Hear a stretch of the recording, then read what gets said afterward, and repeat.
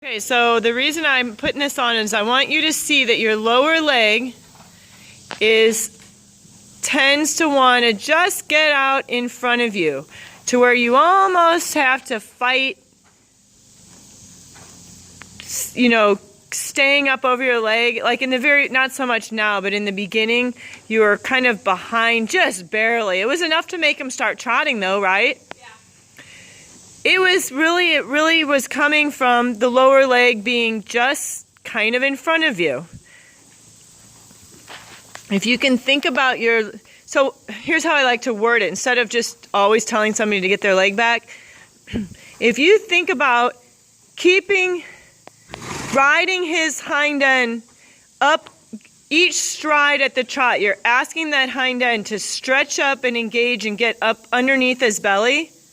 Your lower leg has to press onto his body to work that hind end, to lift that belly and squeeze up that hind end up underneath him.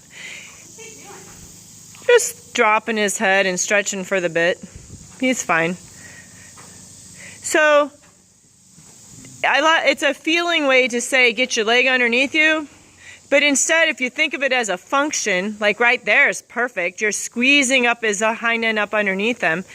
You'll find that your leg will be right where it needs to be. The other thing you'll find is, which I'm jumping ahead, he won't drop that head way down like he was doing so much. If you get the hind end up underneath the horse, they don't get too low in front. So if you have a horse that's lowering his head lower and lower down to the ground like that, and I don't mean more than, if he's just testing and drops his head once, that's fine.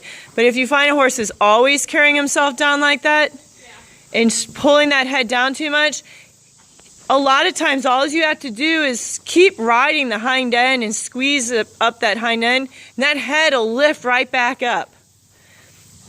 Sometimes you can give a little touch of the rein with it, but not much, because you don't want to touch much on the bit while the head is down there. So you squeeze up the hind end anyway, and then it lifts up the front end just by doing that. So go ahead and you're going to change directions across the ring. And you're going to do like we did last time. And you're going to see in there that right around that corner, your legs sort of swung out in front of you. So I want you to think about what your leg's doing.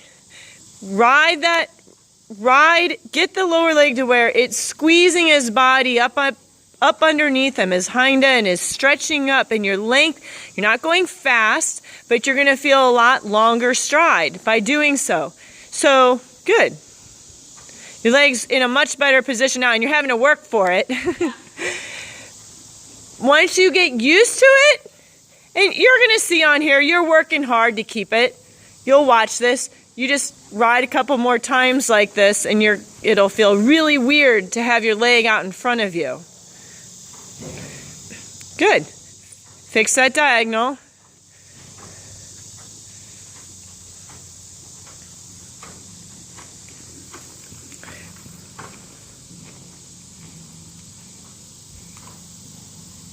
Good.